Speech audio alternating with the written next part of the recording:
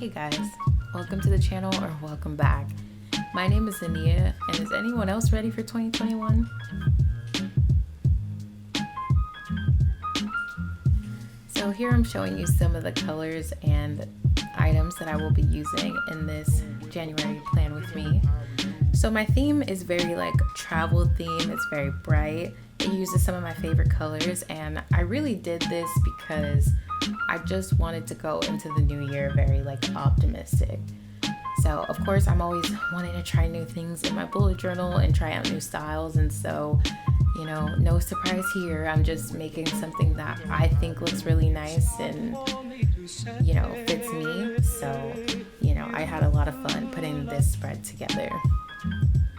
I know a lot of other people went with themes that were very much winter centered or minimal, and I can definitely appreciate that, but I just decided I want to go bright all the way there and hopefully help other people be inspired and motivated for the new year regardless of what it's going to bring. I feel like we deserve to feel hopeful. We deserve to feel like it's going to be better after what we've endured this year. So that was pretty much what I was going for. I just wanted to do something really bright and really fun, and basically just do it, because why not? Your bullet journal does not have to look like anybody else's or anything else's, and that is the beauty in it. You can genuinely do whatever you want. So this is also my first month doing a one-page calendar. I don't think I've done a one-page calendar in a very, very long time.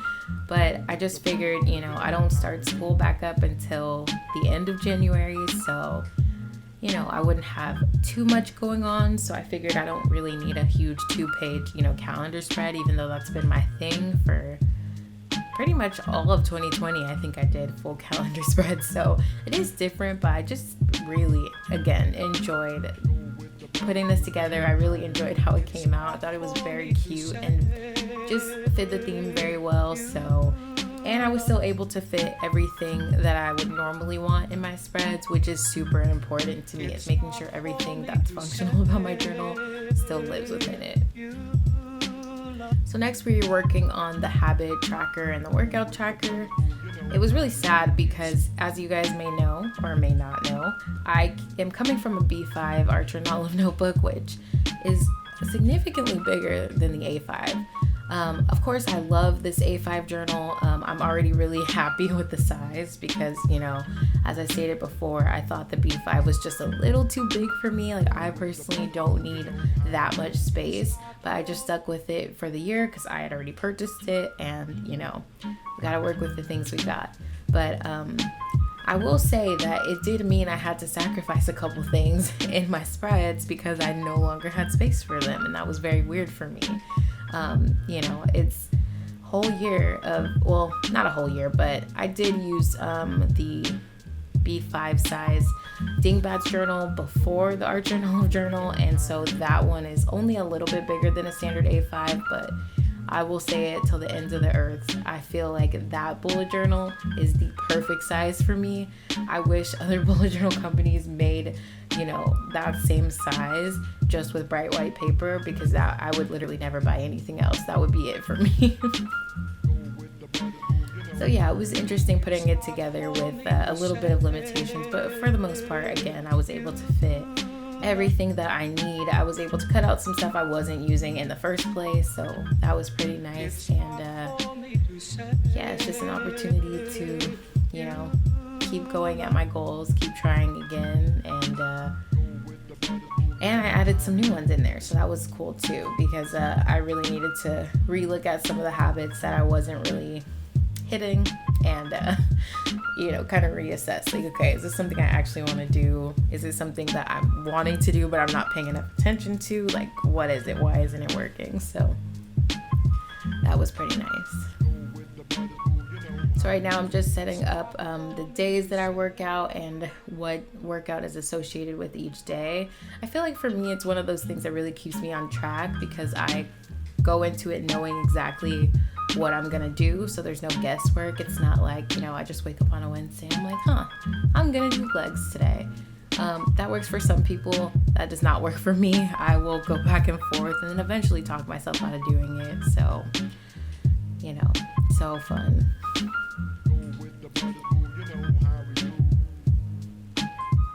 So these next two spreads are something I'm re-adding to my journal after last month, which is my 2 lines a day, where I also track my mood and my energy. So I'm very happy to have these 2 pages back in my bullet journal. It was nice having less things to fill in December for sure, but I think there's real value in being able to write out a little bit about your day. You can kind of decompress and let whatever it is go, whether it was a good thing or a bad thing, or you were kind of agitated or not feeling great about yourself or whatever. I feel like it's just good to just write it down, let it out, and then you can kind of move past it. So I did kind of miss it. I did kind of enjoy not having to do it, but it is back, so clearly it was needed.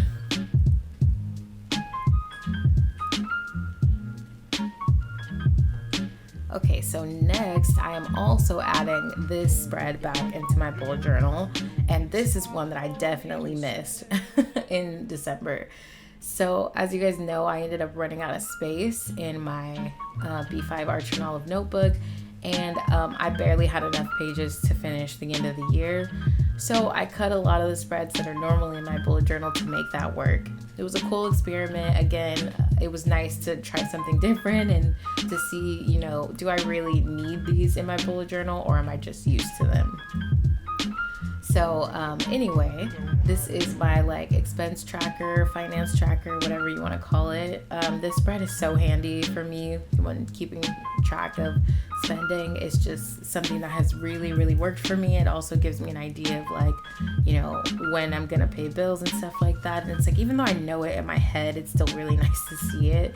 I think that's just the organized person in me. It's yeah, I know this is gonna happen, but I'd still rather have it written down and somewhere. So and here you can see that I printed these titles on some craft paper and then used the Tombow double-sided tape roller to paste them in my bullet journal, which I use this a lot in the spread. I am actually obsessed. I hadn't had craft paper this entire time, and now I do have craft paper, so I may get a little bit annoying using this, but I just thought that it looked so awesome.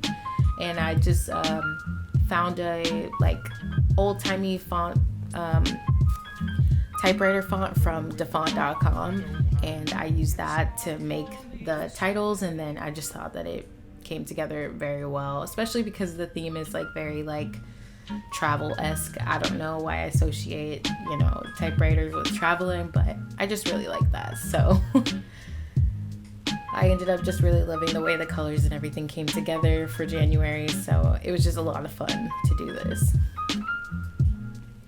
This may be boring to some of you, but to the ones who like to save money and keep track of everything like that, how important it is to stay on top of that stuff. Okay, so this is just an expense tracker. This is just a spot for me to write down, anything that I spend money on. I'll be able to write the date, what I used, so whether I used a debit card, a credit card, cash, whatever, and then what it was, how much it cost, and just another great tool that keeps me on track of what I'm spending, so that when I'm spending money on fast food and I'm like, oh yeah, I'm probably spending a little bit too much money on fast food. So just another one of those that I really miss, that just helps keep me accountable, and definitely a reason that it was in my bullet journal for probably majority of 2020. So here it is in 2021. Okay, this next spread I'm actually pretty excited about because it's we all gotta take a deep breath and just relax sometimes. And so this is 21 ways to add in self-care. That's what this spread is, and it's just really nice to have something like that whenever you're stressed or feeling overworked or feeling like you need to have some self-care in your day, just look over at the spread and then be like, oh, okay, well, I could do that. Like, that will make me feel better. And then the spread next to it is going to be my monthly goals, which I've never done my monthly goals in this setup, but I just have these little pictures and I was like, you know what? It'd be really cute if I used them here.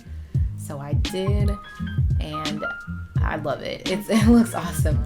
So make sure you follow me on Instagram if you want to see what these spreads look like filled out, because I think they look awesome, and I think they're definitely spreads I'm going to come back to a lot throughout the month, you know, just to make sure I'm staying on top of everything. But I think it always helps when you like what you're looking at, you know, when it inspires you. And that's what this whole theme was about. Just wanted to look at it and be inspired and hopeful.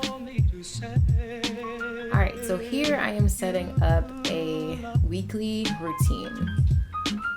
So this is something I've been trying to get better at, is like doing certain tasks on certain days just to make the week, you know, run a little bit smoother, especially with doing school and, you know, going to work full time. Like, I have to be organized if I want to get everything done. So something like this is very helpful to see, like, oh, okay, so like it's Wednesday, so I would typically want to do blank, blank, and blank while I have the time, you know? So that's really handy. Next up, nobody is surprised, gratitude log. Have to have it. It's one of those things that really just changes your life.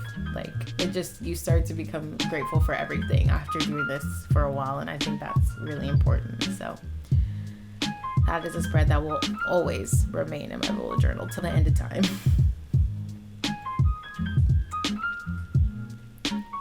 Okay, and now we are coming into the first week of January. So I took some inspiration from my first spread of December with the way that I laid out the pictures, and I just have to say, like, it just looks so nice. I figured I had the extra space anyway, since, you know, the first couple days of January is only 3 days. So I figured, why not make it really nice, something really cool to look at for the first 3 days. And so that's exactly what I did. And I also went back to my original layout, how I lay out my weeklies, because as I have stated many a time, it's just something that very much works for me. I stepped out of my comfort zone for December and tried something that I have always wanted to try. And even though it was really fun, I just missed certain aspects, such as like having a to-do list, you know, a place to put tasks that don't have a specific date yet. Like, that was a huge thing that I felt like I was missing throughout December. So I'm glad to have that back, and also just like my original layout, and also the space. So one thing that I was very much worried about, and I was right to be worried about it, I did not have enough space to write down everything in December.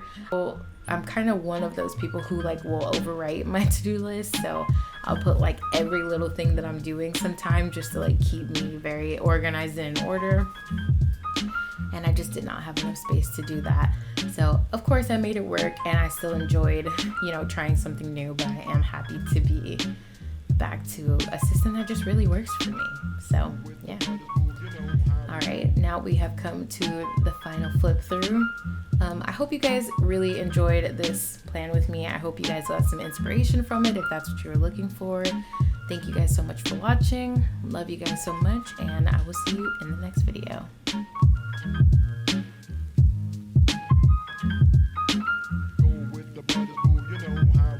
It's not for me to say you love.